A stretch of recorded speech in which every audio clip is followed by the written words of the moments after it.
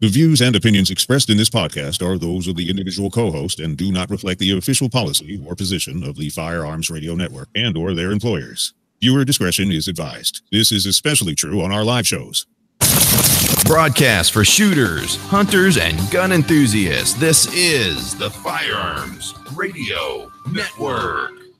The bandwidth for this episode of This Week in Guns is sponsored by Patriot Patch Company. PatriotPatch.co. Welcome to This Week in Guns. This show is brought to you by the Firearms Radio Network and Patriot Patch Company. And the show offers commentary on the latest firearms industry news, information, and buzz. I'm your host, Sean Herron, and it is my pleasure to introduce our guest tonight. We have returning freelance gun journalist covering industry news, products, and reviews for a variety of online publications, in addition to serving as Instagram's favorite micro warrior, Jackie Billings. Welcome back. Thank you. Next up, we've got a newbie to the show. We got public affairs media liaison for the NRA ILA, Lars Daleside. Welcome, first timer. Yeah, appreciate you having me on. Thanks much. Glad to have you here. You follow a lot of legislation on Capitol Hill and state legislatures, and I'm sure your job is not stressful at all. Well, it has its ups and downs. We'll put it that way. I can imagine. Real quick, before we get into the news, let's just talk about our advertisers. We got Patriot Patch Company, as always, making awesome stuff. T-shirts, stickers, patches, cleaning mats, whatever you can possibly imagine. Check out their Patch of the Month Club, all at patriotpatch.co. And Manticore Arms, our good friends over there, Sven, Kristen, and the gang holding the fort down. They're going to have the bullpup shoot September 15th, 2018. This is going to be in Mount Carroll, Illinois. It's basically a machine gun shoot. They've got a range for you to bring your own guns and ammo. Excuse me. Well, they've got a range full of machine guns and vendors and things like that, and it's really inexpensive to shoot those as well. And then they've got food and vendors and all kinds of fun. We have a great time every single year. And again, September 15th, 2018, you can find more at bullpupshoot.com and check out manticorearms.com for all your comfort needs for the guns that you already have. If you just want to make them better, coupon code is TWG10. Let's get into it. I'm going to talk about one that I didn't even mark. Chicago area judge faces charges for carrying a gun in the courthouse. So there's a judge. He's walking down the hallway, doing his thing, coat's off, pink tie, rocking and rolling, bebopping along. Gun falls out on the floor, bends over, picks it up, walks away. Well, now he's being charged, and it's going to be a criminal case, and it's a Class B misdemeanor, and it can carry up to 6 months imprisonment and a maximum fine of $1,500. Judges are not required to go through the metal detectors to enter, but only police officers are supposed to be carrying firearms on the premises. I'm of mixed mind on this. Lars, I'm going to start off with you. Any thoughts on this one? Well, the big problem that we have right there, it just illustrates the fact that we talk about quite a bit here at the NRA, is the fact that people are worried about their own personal safety, and people take those extra steps sometimes to secure their safety. And unfortunately here, the judge was breaking the law, but I can understand his mindset overall, that he's worried about. It's not just the fact that are they going to protect him in the courtroom or in the hallways, but then once he gets to his car, and once he gets to his car, it's when he goes to the grocery store or walks home or whatever it might be. So I can understand why he did it, but as a judge, you would like to think he'd know a little better. Jackie? Yeah, I mean, I agree with Lars. I understand the why he did it. I mean, it made sense why he did it, but you know, this is one of those like smack your head kind of moments. Like, come on, dude, if you're gonna do it well. Don't get caught. A good holster goes a long way. So, you know, buy good gear that isn't going to fail you in your moment of need, or, you know, spill your gun out in the middle of a hallway. I know. It's like, I'm not even mad at him. I mean, I carry in gun-free zones all the time. Well, I'm a little bit disappointed that at the very least it just fell out and it didn't require a backflip. I was thinking the same thing. Could have spiced it up a little bit for us. Right? Exactly. Like, at least do a moonwalk or something. Right. Yeah. So I don't know. I really highly doubt that he's going to be hit with too many restrictions or anything, or charges or anything like that. We will see. Hopefully they don't make an example out of him, because it is Chicago area. So I guess it remains to be seen what happens there. Next story, retired officer uses 2 AR-15s to stop man on a crime spree. I can literally see from my office here out the windows the place where this happened up in the mountain.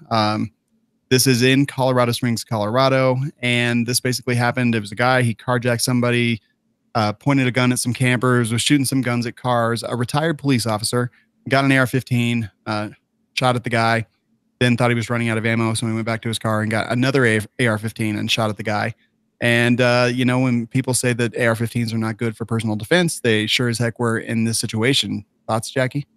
Well, I mean, this right here, I think, is a quintessential example of why gun advocates are so feverish sometimes about having the ability to have guns and carry guns and have guns with us, because you can't predict crazy. You can't predict some guy rolling in while you're trying to have a nice time with your family and shooting. So, kudos to this officer for having the means to protect himself and for stopping something that could have been potentially disastrous for other people. Totally agree. Lars?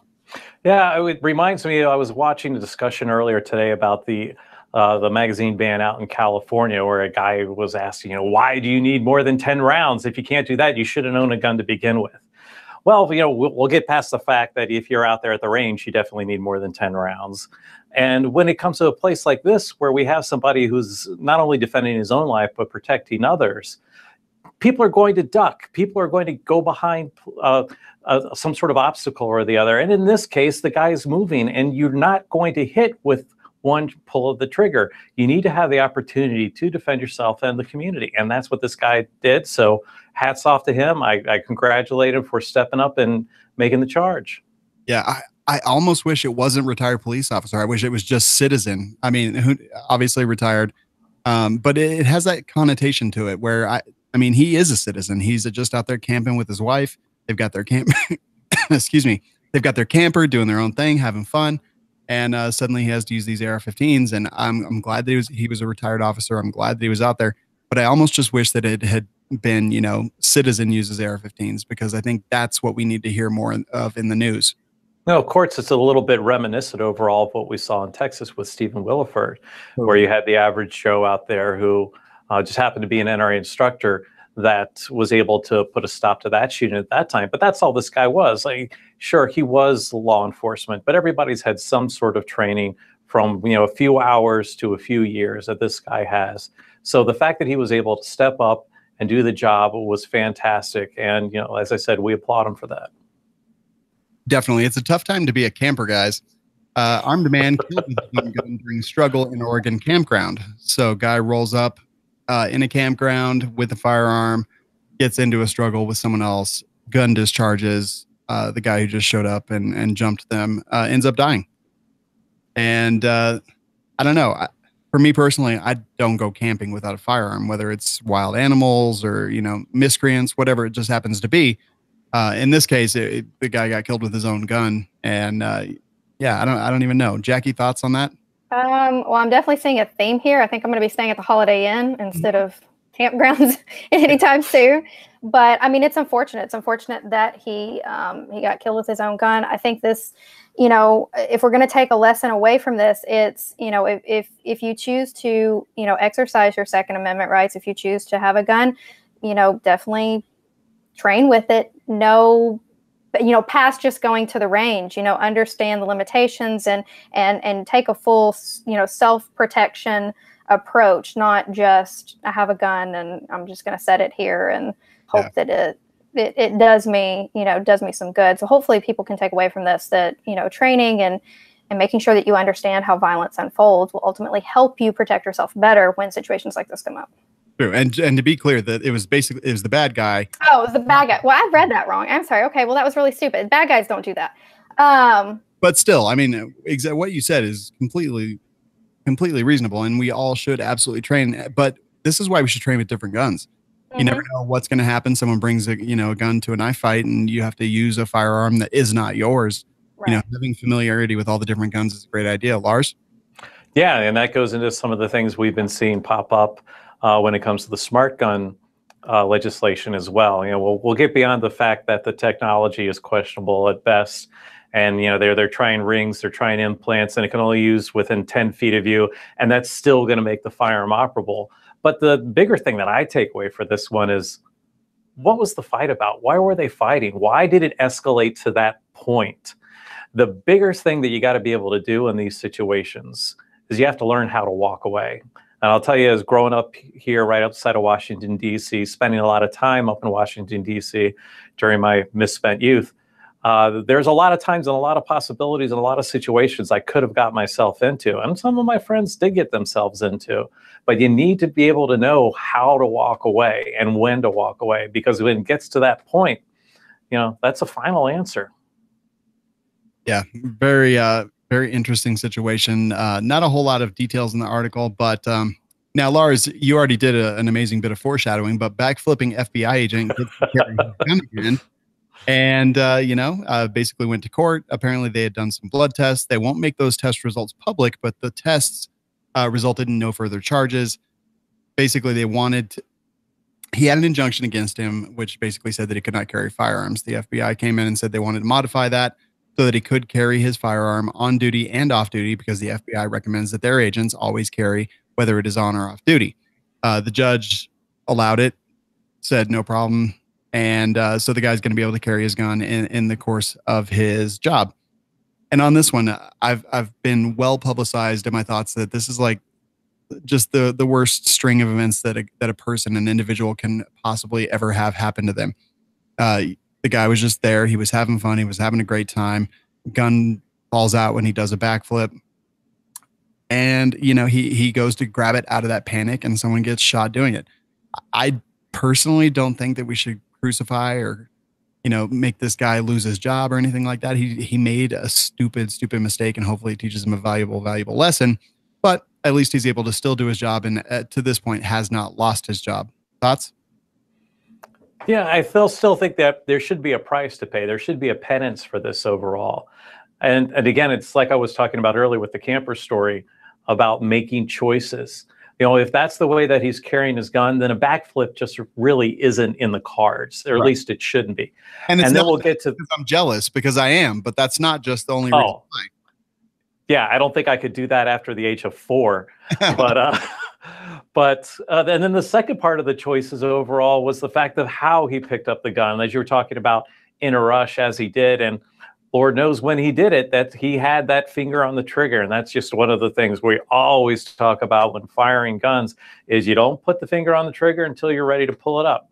Yes, he was going quickly. He was trying to snatch it. And there are all the reasons why. But there were, those few choices that he made that could have changed the entire night. And we wouldn't have been known who he was or thought about him at all or worried about any of these injunctions coming forward. Yeah. Jackie? Yeah, I think there should be some sort of consequences here because, we're not that it's excusable on any level, but we're definitely talking about a federal agent at this point. This is someone who should have gone through training, should be continuing to train and things like that. And he should know, even if you're in a rush, to watch that finger and not do it. And he also injured someone. This isn't kind of a victimless crime where a gun discharge. He actually, shot someone. So I think there should be some kind of consequences here. Do I think he should be completely, shunned and made to live in a cave somewhere? No, we all make mistakes. Fortunately, his didn't result in anything deadly. But, it's a matter of, again, good gear, making sure that you test your gear to see if you can do a backflip in it before you actually try to go do that backflip. Just know your gear, know your limitations in it, So I've got three things here. A, would your gun fall out if you did the worm? And that is credit to someone over from the live chat. 2, the guy who actually got shot did not object to him getting the ability to carry his gun on and off duty. And 3, yeah, I totally agree. Like, I don't think he should be penaltyless.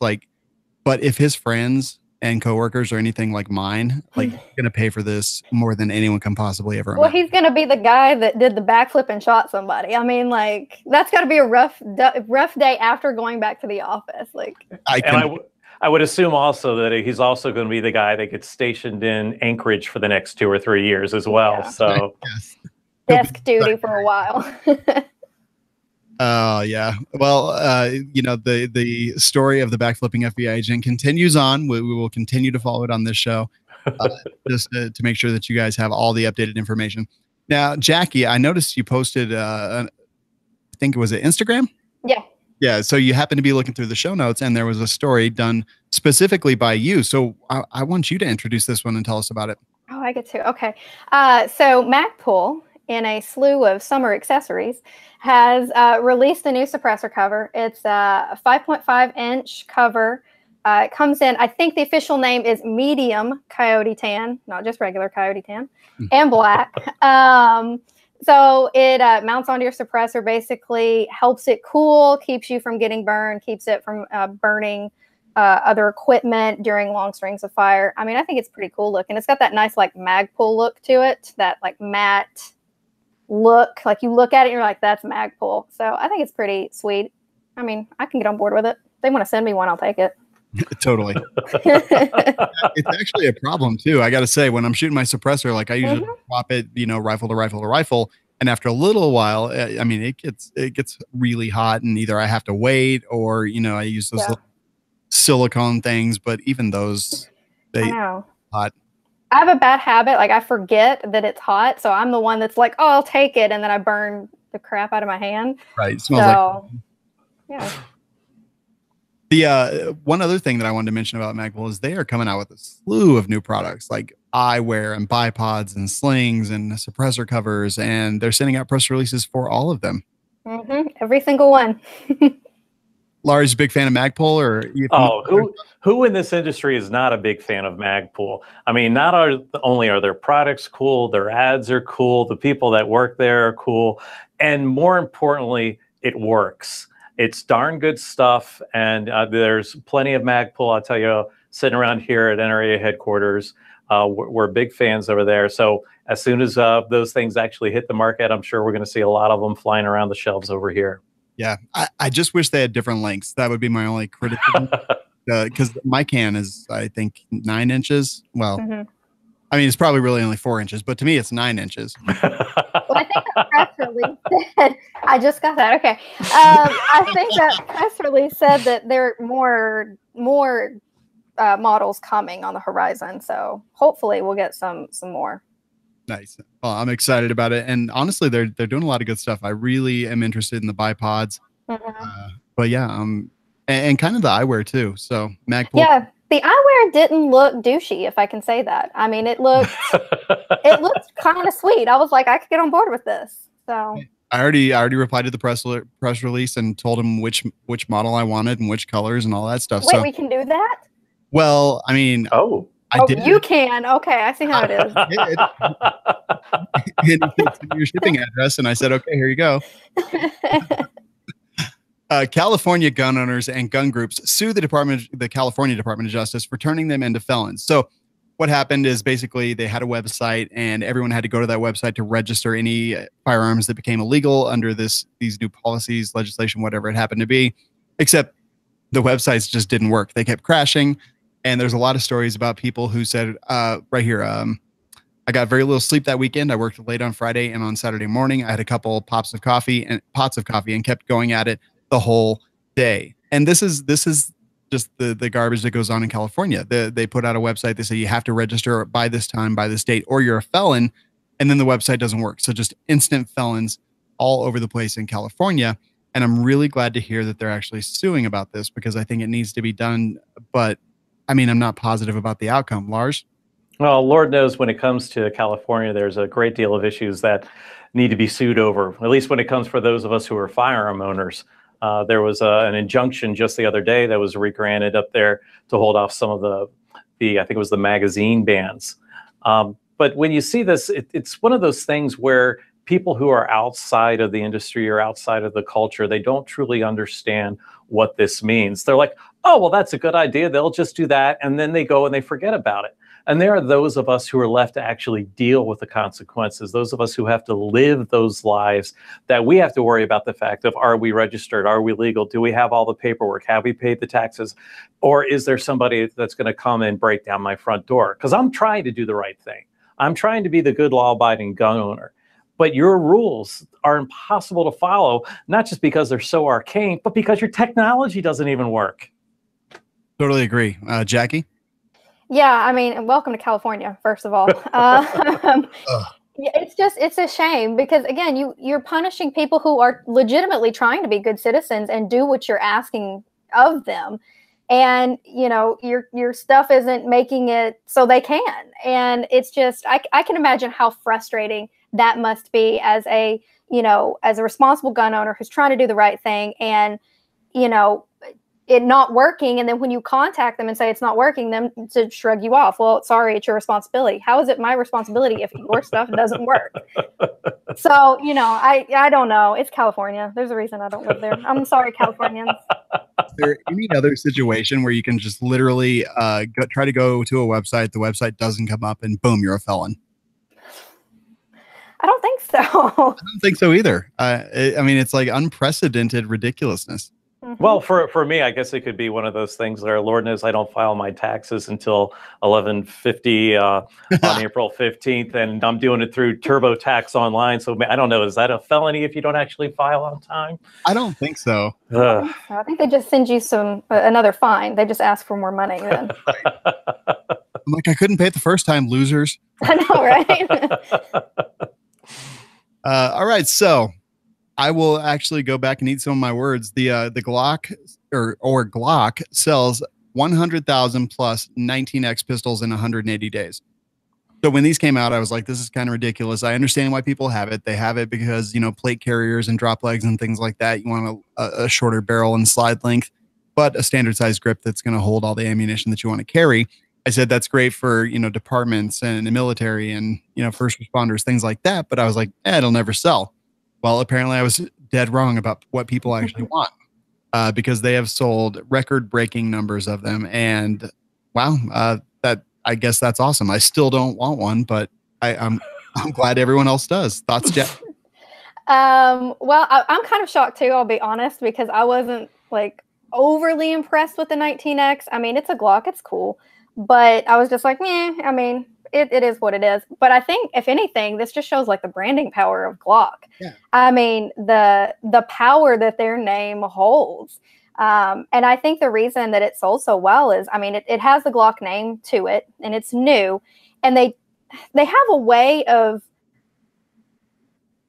not ever anything the same, such an intelligent way that people get excited about it, I think. And I feel like that's what they did here. They're like, let's just take two things we know sell well, put them together, put some coyote tan on it, and go for it. And I mean, obviously it worked. So I mean, somebody over there is intelligently thinking this out, and kudos to them. I mean, Glock is a reliable name. I mean, you can't go wrong with it. So. Well, it makes you wonder, is like everything going coyote tan these days, if that's the case of that one too?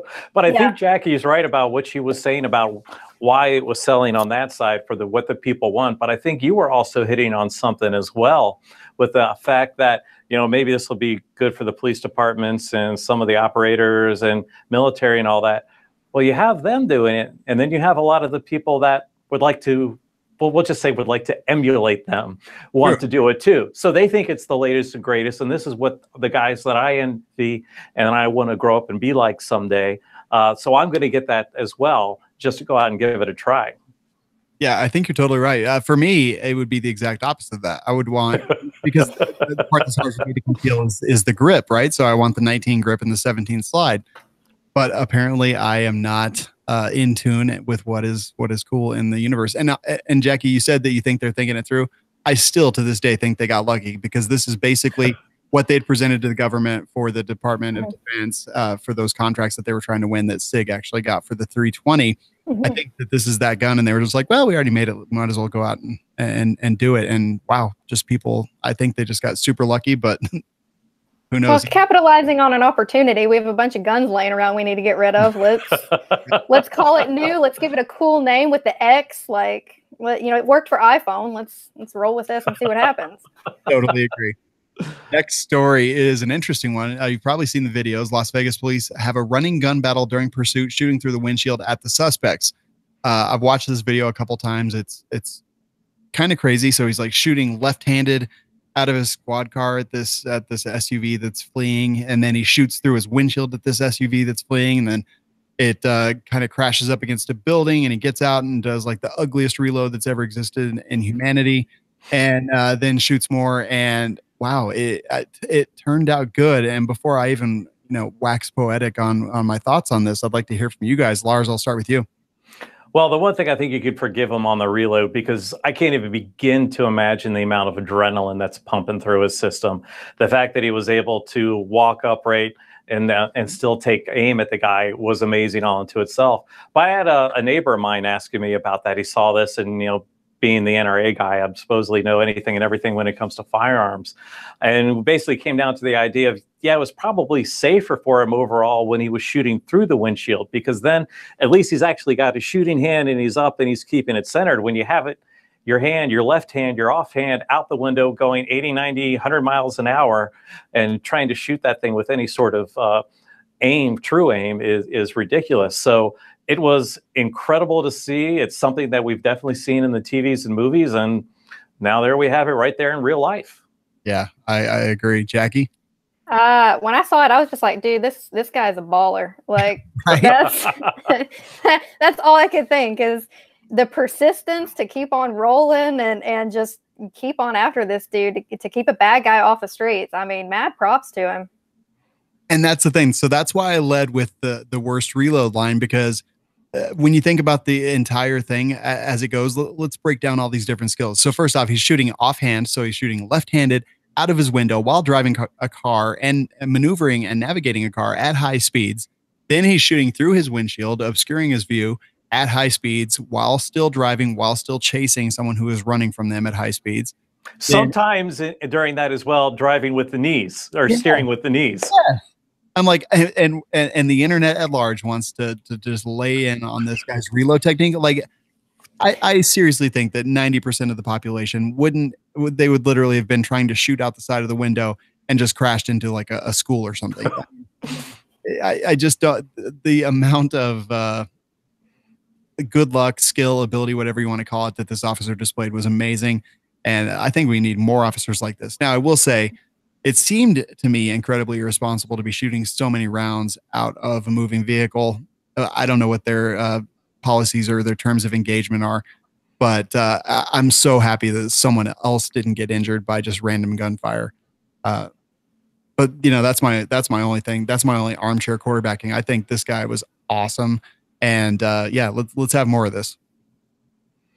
Yeah, and that's what you see out there with our law enforcement. Most of the time, what you're hearing and what you're seeing is all of the bad things that happen.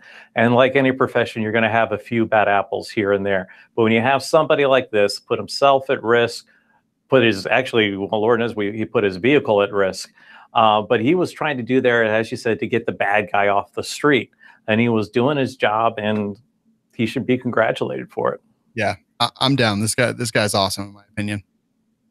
Next story, another guy that's kind of awesome. Academy Sports fires manager the NRA hails as a hero for stopping gun theft. So a guy walks into Academy Sports, says, hey, can I see that pistol?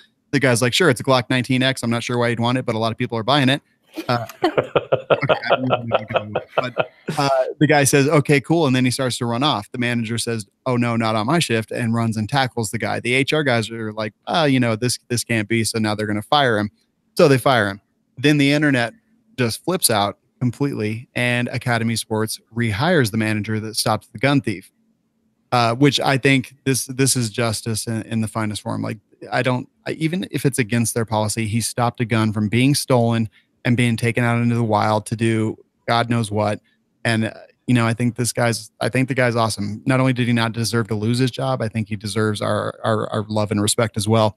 Jackie? Well, I mean, you're talking about somebody who didn't have to do what he did. I mean, he could let this dude just like roll out the door and been like, not my problem. But he obviously is a stand-up character. He's obviously on top of being, a good manager, is a good citizen. I'm not going to let this guy go out the door and do Lord knows what. And so the fact that he got fired in the first place, that was one of those stories I read, and I was like immediately livid. Like, you're punishing this dude for doing the right thing.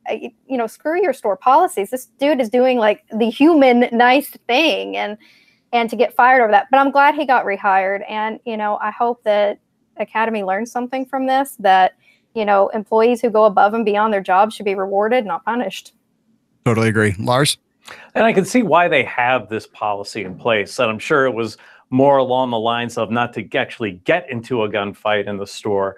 But earlier today, we were looking at a story where a bunch of kids walked into an Apple store and walked out with 27 computers and tablets and phones and stuff like that, and then just got and they left and learned that their standard policy when something like that happens is just to let them go.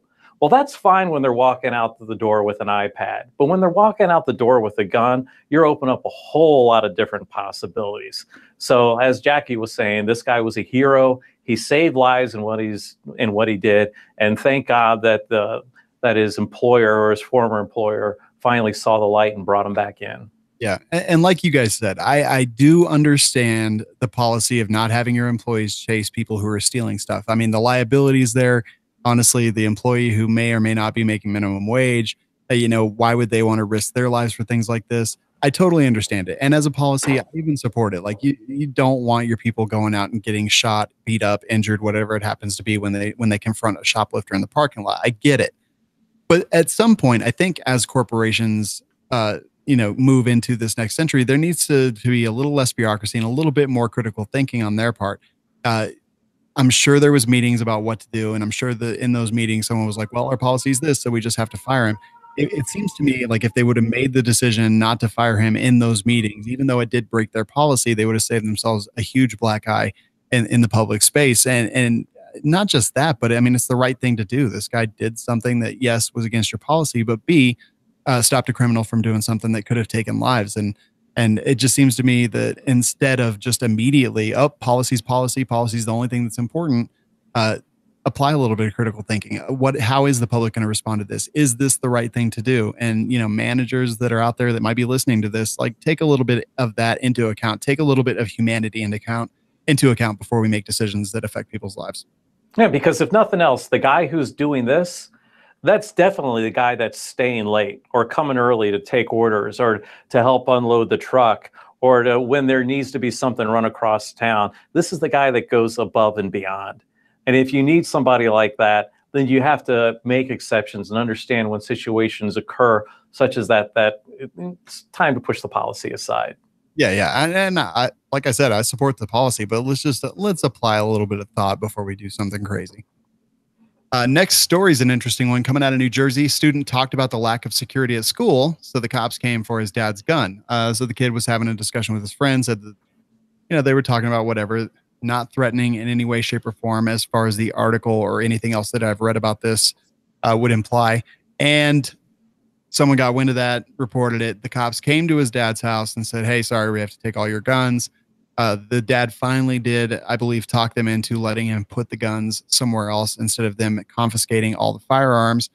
But is this just the world we live in now, where we're trying to be a little bit too minority reportish? And, and what if this kid had been doing something and they didn't go get the guns? I feel like it's a no-win situation. Well, there's a little back and forth in the possibility of that. As you said that, yeah, if there were warning signs that this kid was planning something, that he was going to be doing something nefarious, then, oh, yes, they definitely should have acted. But from everything that this article said, the guy was talking about something that was happening in the news. And next thing you know, they're there, they're on the door, they're saying, you need to surrender your firearm, sir. And that's one of the things that we talk about, especially as you saw a whole lot of legislation going out throughout the United States this year. They were talking about these different orders and things that we need to do. It's like, we're just being safe. It's not that big of a deal. It's like, well, it is a big deal. There are times you need to act and there are times you should act, but then those times should be reasonable and you should be following the rules that are set forth. And there in New Jersey, that guy was just getting the short end of the stick. And luckily he was able to talk himself into a bit of a reprieve. Yeah. Jackie? Yeah, I mean, it's an unfortunate situation there because there is a somewhat of a balance, because I think whether you're pro-gun or anti-gun, we can all agree we don't want school shootings. So anything we can do to mitigate that within reason and without, infringing on people's inherent rights, we want to do. But, this feels very, like you said, Minority Report, Big Brother-ish here. Your kids discussing the lack of security at school and is, concerned about that, which he should be given the climate And all of a sudden the cops are busting down his dad's door trying to take his guns. Where is the investigation in this? Like, couldn't you have talked to other students and realized that no, he was just voicing his concerns? Could you talk to his teachers and look for other signs or symptoms of, a potential mass shooter, or, go to his parents' house and talk to them? Don't just automatically go in and start, pulling guns out of the house. So, this knee-jerk reaction to, we've got to grab all the guns, we've got to take them away, is just a little bit excessive, when I feel like there are other steps that could have been taken in order, to suss out the danger before we got to that point. Yeah. And it is that slippery, or that razor's edge of balance that you have to kind of figure out, well, what's more important, security or freedom? And then you have to figure out where the balance lies in between those two. And I don't think we have it figured out yet. This one seemed to end well. In New Jersey, you would expect they shoot the dog and confiscate the guns and burn the house down, but that didn't happen. So kudos to the New Jersey. Well, they did say that he had to surrender his guns to somebody else. Like, he wasn't allowed to keep the guns in his home. Is that correct? That is true. Yes. Or maybe it was voluntary. I think he offered that as an alternative. Right. And they allowed him to do that. But yeah, I don't know. It's better than what it was lining up to be. Well, I'll definitely give you that. Yeah, I do agree. So I guess we're going to see hundreds more stories like this, is my thought. People being reported for things they shouldn't because Parkland was handled so horribly, and because they had the opportunity to stop that long before it ever happened, and they didn't. So, I mean, this is the outcome of that.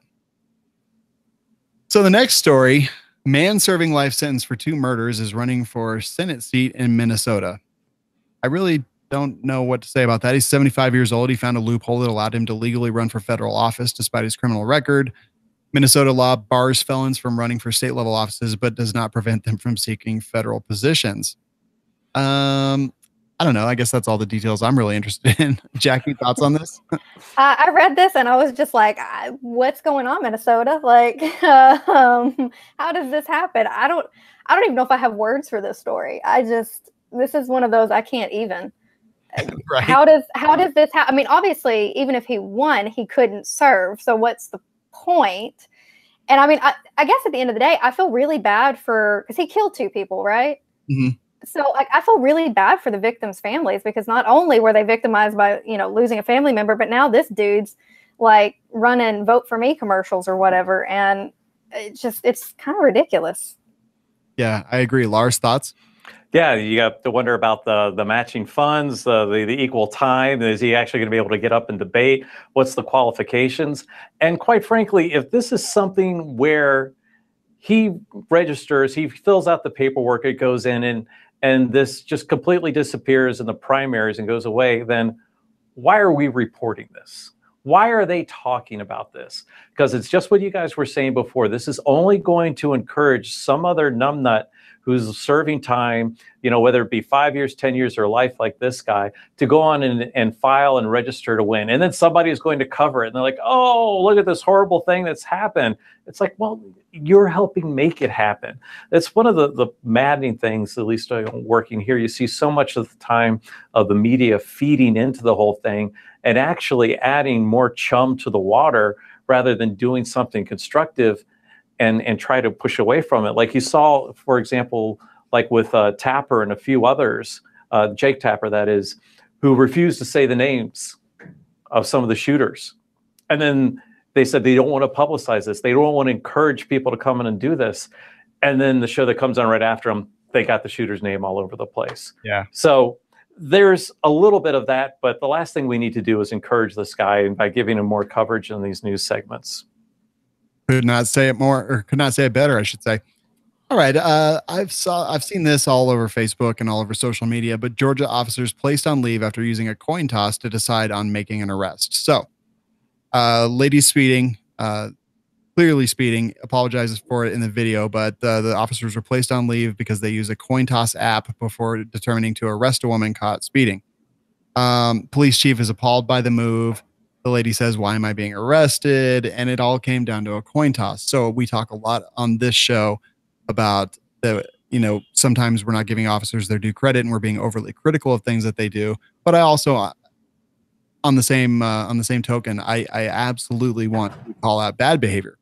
And I guess that's my question to you guys. Is this bad behavior, or do you just sometimes get freaking bored and you just like do things to entertain yourselves?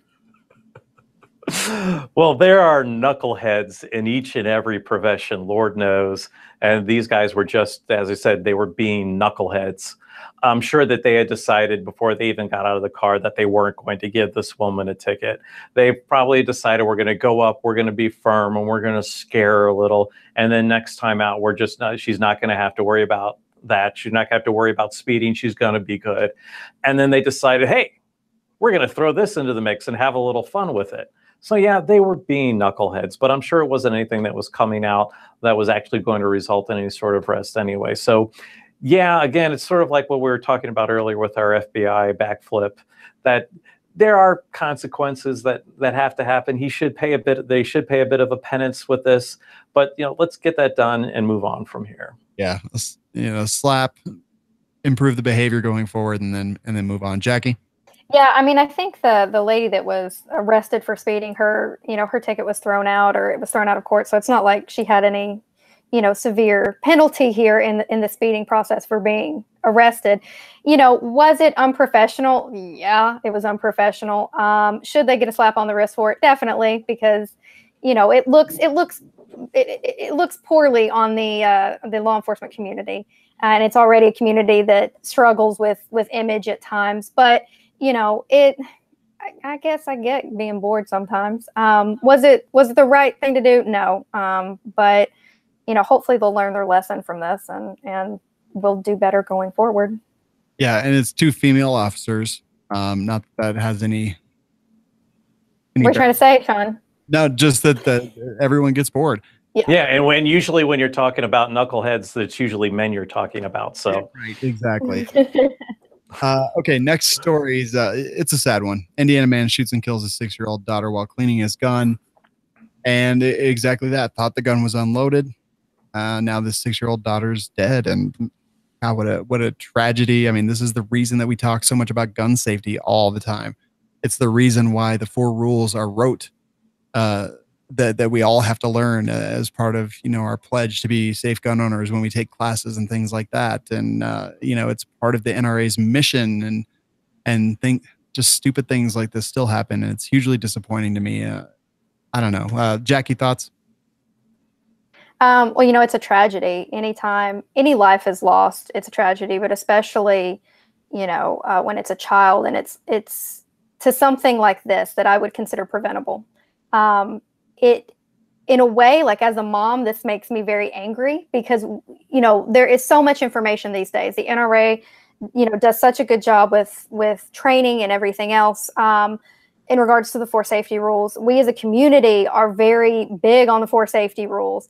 You hear it all the time. So for something like this to happen is just, it's tragic all the way around. I'm a huge advocate for, checking, rechecking, triple checking, visually, physically, before you go to pull that trigger to take apart your gun and start cleaning it. But yeah, I mean, this is why we have the safety rules, and this is why you should abide by it, because complacency kills. Yeah. Lars? Yeah, and I'll tell you, I'm a complete and utter jerk when I'm at the range or when we're shooting outside or something like that, when people start to get a little less than, I guess for lack of a better word, I was going to say militaristic with their guns. If that thing starts to swing my way whatsoever, you're going to hear my voice loud. And I don't care if, it's unloaded, or, I haven't taken out, or, I haven't done it. Well, how do I know that? I don't know that. I don't know what's going on. You have to be, there is a sense of responsibility that every gun owner should have, and they should worry. And they should fear, and it should be one of those things that they know exactly what it is they're doing with their firearms. And even if you do know it's unloaded and it's been unloaded for a good 20 minutes and been sitting on the table and somebody walks by it, you want to say, no. You want to stop them. You never let something like that happen. And the minute that you get relaxed when you're dealing with a firearm is when you should really start to worry about whether or not you should have it out. I agree. So yeah, this is a tough one. He's got to live with this for the rest of his life. I can't even imagine. All right, next story, less depressing. Well, maybe, I don't know. It's still depressing, but This is a big one. It was all over. Sacha Baron Cohen basically pawned a bunch of leaders in the 2A community to come in and say just ridiculous things that no critically thinking, logical adult should ever say, especially on camera, especially in an unknown environment with unknown people and unknown factors. But nope, they said it. The story that is in the article is Larry Pratt from Gun Owners of America comes under fire for laughing about spousal rape, but there's just so much more than that. Paul Van Cleve records a commercial talking with guns hidden in stuffed animals to make them more palatable to children. And just the whole thing's a disaster and a nightmare. Jackie, did you see all this, and what are your thoughts? I did see it. It's a dumpster fire, just from start to finish, just a dumpster fire. It's unfortunate, and this is one of those situations that I watched the whole thing and I just cringed, and I just sunk lower in my chair like the further it went, because I feel like it has really harmed us as a community. The left is looking for reasons to not let us have guns, to negate our experiences and to make us look like we're crazy. And we're just, that just fed it, basically. The whole thing it was bad. It was all around bad. And I was really disappointed that Van Cleve and that Pratt didn't realize what was up and take the initiative to say, I'm not talking to you anymore, and leave. Because I can't understand how they went into it and kept going with it, with everything that was presented to them. And there may have been 50 people that said, oh, I'm not going to do this. And we're not seeing that. Like, I get creative editing exists. Right. And Representative Getz basically says, you want me to say that? No, that's, most members of Congress don't just hear something and immediately say that they support it. Mm-hmm. And then the video is edited to immediately follow with a bunch of members of Congress and former members of Congress doing exactly that. But Lars, thoughts on this whole fiasco? Yeah, needless to say, that was disappointing to see overall. But what I did enjoy seeing is a story that came out today that apparently Sacha Baron Cohen was also going around to this one gun store. I think it was out in California. Mr. Norris, I think it is the gentleman that owned it. And I apologize to him if I got the name wrong. But he came in and they had the cameras, and the guy come up and said something like, I want to buy a gun, with his accent. And the guy says, you're Borat. And boom, Sacha Baron Cohen turns and runs out the store. So yeah, they're trying to do something to embarrass the industry, the people, to make us look foolish, like we're a bunch of yahoos that don't really understand what's going on. And anytime that we see somebody in the industry fall for that, it hurts. And this one definitely hurt. So I've railed about this a lot on other shows, so I won't do it all again here, but I will say that I laughed. This was funny. I thought it was humorous. I watched The Dictator. I watched Borat. I thought they were funny. I think Sacha Baron Cohen's pretty funny, and I thought that this was continuing that trend. I thought that it was hilarious, and yes, it really made these people look like idiots, but I'm kind of glad that it happened, because if that's the kind of people that we honestly have running organizations that take care of our lobbying dollars and things like that, and they're made to look like fools, and those organizations are made to do something, whether that be replace them, have them step down, whatever that happens to be. Honestly, I think it's best case scenario for all of us over the long haul. I do think that, yes, because of some transitive properties, it does make most gun owners look bad. But I think that if we don't have some kind of qualifying event like this is, that helps us kind of weed out the people who aren't thinking and who are just caring about whether it be fame or just not applying the right mindset or critical thinking abilities to what they're saying before they're saying it, I think that overall, eventually, it'll be a good thing. And who knows what we're going to see when we actually see this episode of This Is America. This was just a teaser. So who knows what we're actually going to see. And Rob Pincus basically was brought in and flown out, but for some reason they never actually brought him into the studio to record and basically sent him home. I know there's other people that were duped by the same filming event. And I think overall, I think eventually it'll be a good thing for us, because we have to get rid of the people who just are not thinking and who just, I don't, in my opinion, aren't great leaders. All right, that'll do for that. Let's move into the I'm offended segment. Antifa in New York is worried about protester unmasking law. Yeah, so Antifa's freaking out because people want to not allow them to run around and cause malice and anarchy with masks on. And I say, good, you probably shouldn't. Lars? Well, we saw a big problem with that, with all of the arrests that came down, 300, 400, 500 arrests during President Trump's inauguration. And it was a lot of the Antifa folks who came through and they burned that poor man's car, the limo that was his own business. They were breaking windows and messing up businesses and all that. And the main reason that they had to stop prosecuting them was because they couldn't identify these people. So I'm sorry, if you want to go up and protest and you want to hold up a sign and you want to go on and chant, that's great, that's fine. But once you start to get violent, I'm sorry, that's going to come back with the fact that, yeah, you don't have the right to do that. Is the one person missing up whoever's quote this might be, but the whole line is, your right to free speech ends at my nose. And when you're destroying my property, when you're attacking me, that's when, yeah, your right to your right to be anonymous goes right out the window. Yeah, I agree. Jackie? I'm all for peaceful protests. Half of my career is built on the First Amendment. So I fully support people, saying what they want to say and peacefully protesting and marching if you want to march and standing there with a sign. That's your American right. And I think you should exercise it if you so see it that way. But, like Lars says, that ends at violence. When you start endangering people's lives, when you start destroying property, then something has to be done. And, people don't get upset about the fact that we have the same laws on the books for the KKK. We're all in agreement that, that they should be unmasked, and that's a bad thing. And I think, with the Antifa movement, if you're going to be destructive, if you're going to risk people's lives, then yeah, you should face the consequences of that. Would you guys agree with me if I speculated that one of the reasons that the comment sections and the internet is such a bullying and kind of just terrible place to be in general is because of the protection offered by the anonymity for people just to say what they want without possible repercussion on their actual them as a human being? Would you agree with me if I said that? Absolutely, 100%. I mean, the things, from a personal level, the things that people message me and send me sometimes, as a woman in this industry, and my thing is to respond back a lot of times is, would you say this if I was standing in front of you? Would you be okay? The answers usually no, or they just disappear after that. So no, I think the internet emboldens people in a way that is sometimes dangerous and harming. Yeah, and I think Jackie's right. And I think she's also right, the fact that she's getting it worse than the rest of us.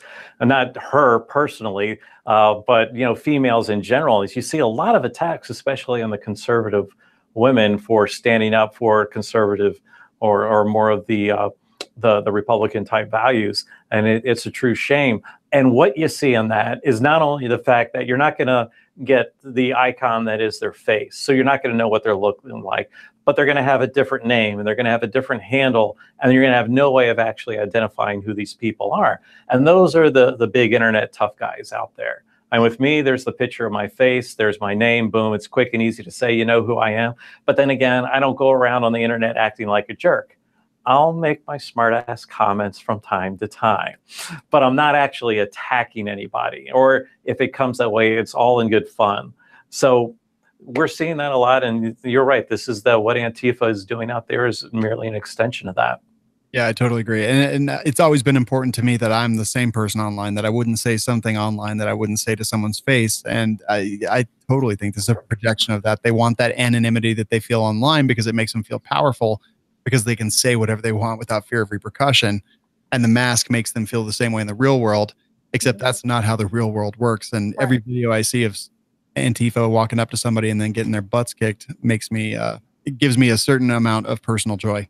And that's one of the things also that gets me when people are talking about that, like, it's my First Amendment right. Well, your First Amendment right is to say that, but that's to say anything and the government can't do anything to you. That doesn't mean that I can't say anything to you. That doesn't mean that your boss can't fire you. And that doesn't mean that your community can shun you. So enjoy that First Amendment right. The government will not put you in jail for that, but expect to have the repercussions from the rest.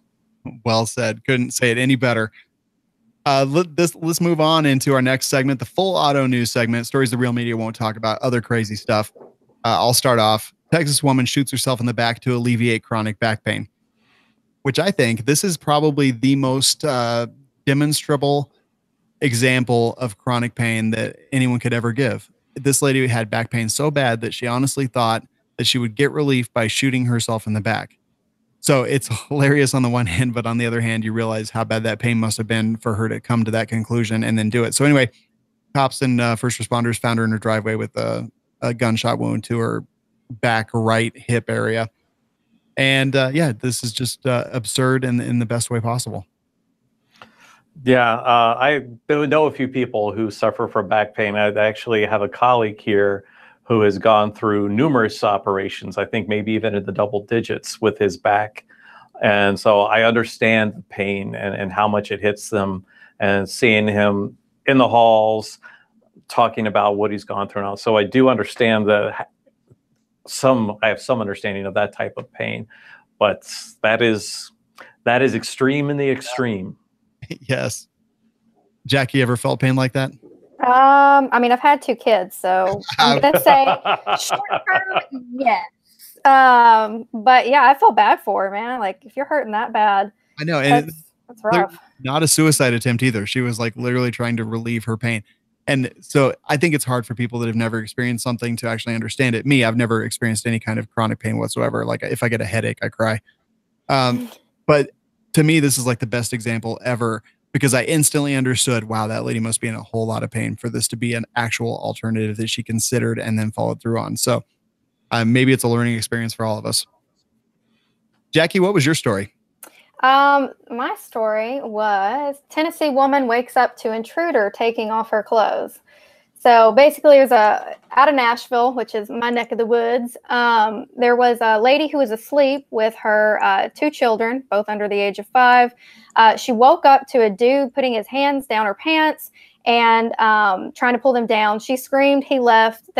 Cops caught him, but later found out that he had been arrested multiple times. Let's see, he was charged in 2014 for homicide after robbing and shooting a man. So pretty scary stuff.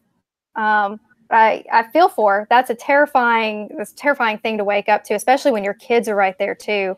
But I think, if I'm going to plug anything, it's going to be, this is why I personally keep a gun, by my bedside. So that if something like this happens, I can protect myself and I can protect my babies. It's scary. Just waking up someone in your room, like, regardless of even the touching part, just like waking up and seeing another grown adult in your room that doesn't belong there. Yeah. And I always try to think of like, okay, well, what's the self-defense scenario in this?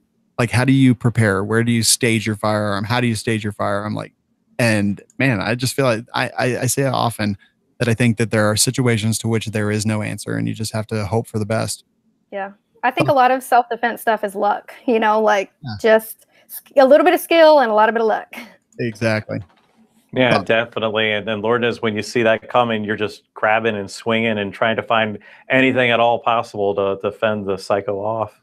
Yeah, pretty nuts. What was your story, Lars?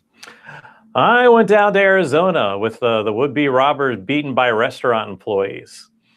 As the story starts off, it says a would-be robber in Arizona to get more than he bargained for when he tried to rob a South Tucson restaurant on Wednesday. The security video shows 20-year-old Jeremy Evans, and I'm not going to try the last name, enter the restaurant armed with a knife. He demanded money, but the workers were not intimidated. At least six, I love that, at least 6. So at least 6 of them attacked the man and subdued him until the police arrived. He managed to cut one employee. He had 16 stitches, but the attacker, charged with armed robbery, aggravated assault, and held on $50,000 bail. So coming in, you're going to give, oh, no, we're not. And boom, they just piled on. I love it. I love to see the people acting for themselves, for their employees, for their community. And I congratulate them on a job well done. They put a beat down on that guy. I don't know what he was thinking, but I just wish that I could have seen his face at the very moment that he decided, I've made a terrible mistake. just that profound revelation where he knew that things had gone bad and that it was game over for him, because they put a beat down on that dude. Almost like the woman who came through the ceiling into the gummy bears there a few weeks ago. God, it's so hilarious. That looked like it hurt. I don't even know how you get up after that, but she got up and then ran. Oh, terrible stuff. But that'll do it for the news stories. I do want to catch up with you guys. Jackie, what have you been up to lately? What stories across your desk that are interesting? So I've working on a few projects, mostly product news. But I've done a few stories on the rise of AIWB and why it's becoming kind of the thing in the tactical community, as well as why custom carry guns are becoming more popular too. So you can find both of those on guns.com if you're interested. Oh, you released them already? Because I want to read I want to read both. So yeah, I'm really excited to read those. Very cool. Guns.com. Jackie, thanks so much for being here. You've got social media and stuff. Where can people catch up with you?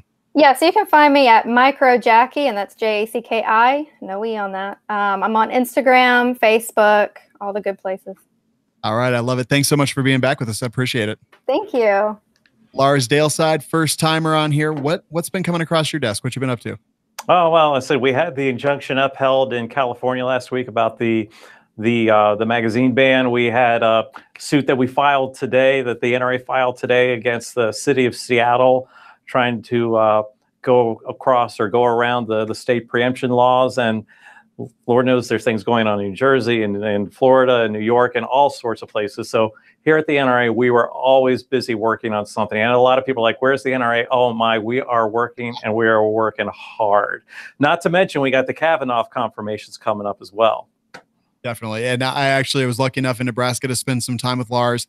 We had a long bus ride where I just grilled him about NRA and like, how is it organized and what do you guys do and how does it all work? And, and wow, you guys have a tough job, and truly, you probably don't hear it enough, but I appreciate what you guys are doing out there. I know that it's impossible to kind of manage everything, but you guys are doing a good job.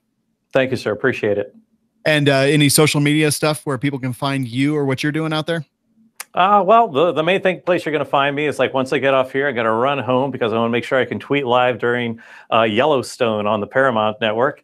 But L Daleside at L Daleside, LDALSEIDE, and that's for my Twitter, and you can find everything else that I'm doing from there.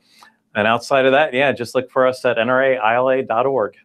All right, I love it. Thanks so much, guys. Thanks to everyone who listens. Check out our advertisers, Patriot Patch Company and Manticore Arms. The coupon code is TWG10. And we hope to see you at the Bullpup Shoot. It's going to be a blast. We always do meetups and all kinds of other great, crazy stuff like that. Always stories, always fun, always shenanigans. But don't forget, find us at firearmsradio.tv. And This Week in Guns is produced by Kenny Ortega and is a production of the Firearms Radio Network. And we'll see you next week. Me, sir.